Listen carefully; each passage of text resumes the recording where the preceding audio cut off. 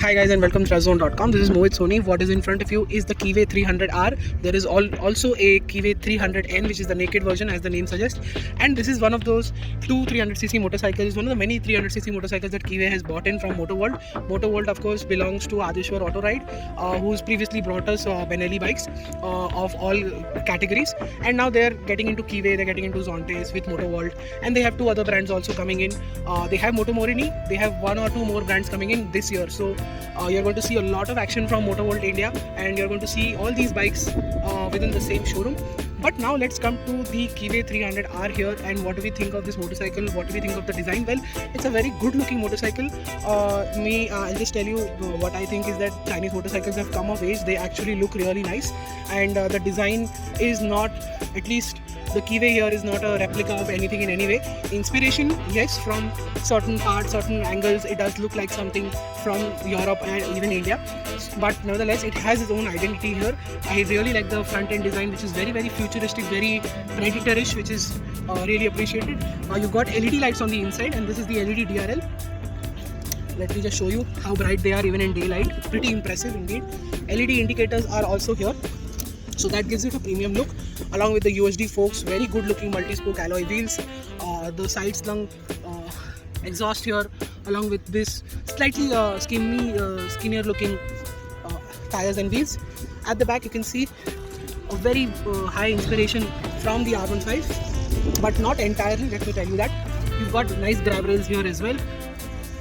The tank is very slim and slightly hunched back, something that I do not appreciate looking it from this angle, but from the side angle it does look nice. You've got the switch gear, which is on the budget side. We did not expect that at this price, but nevertheless it feels good and works really well, so not a problem. The horn button is slightly misplaced, so it will take some time getting used to. It's not an instant and immediate fit. You have a pass button, you have high beam and low beam button here, and you've got the hazard light button and the engine kill along with the start. That is again something more budgety, which we don't expect at this price point, is this instrument cluster. And it has everything, but it is also very small and slightly hard to read on the move. You will have to get used to getting into that.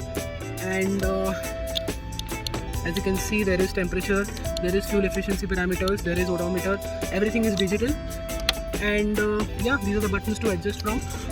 And yeah, the plastic quality could have been a bit better on the Keeway. Of course this is not adjustable, and yeah, a very nice looking bike from many angles, but there is some hits and misses that Keeway still needs to work on.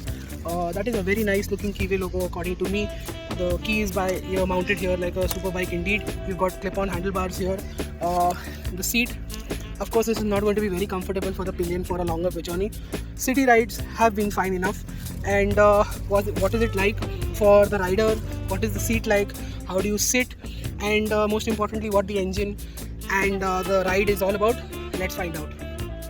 So what is the Keeway 300R like to ride? Well, this is a 295cc motorcycle making 27 bhp and 25 Nm of torque. That power and torque is slightly higher than the KTM RC200, but lower than the 34 PS Apache RR310. So there is no competition per se. It falls between those two motorcycles.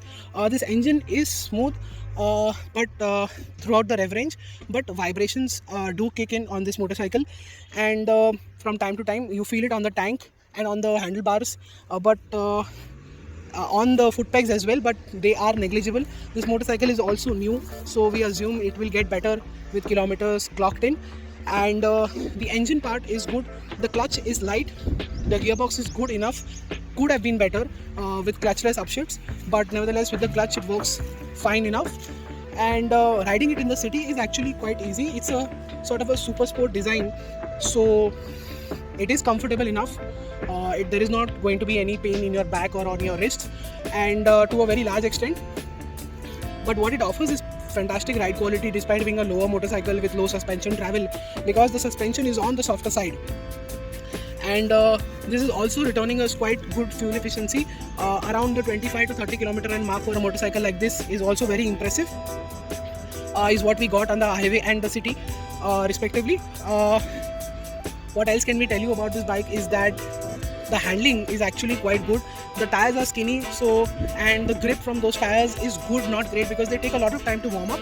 Once you do, they still don't feel super sticky, but they are there, so you can these tires are not basically meant for the track like how they look like they should be, but they are not.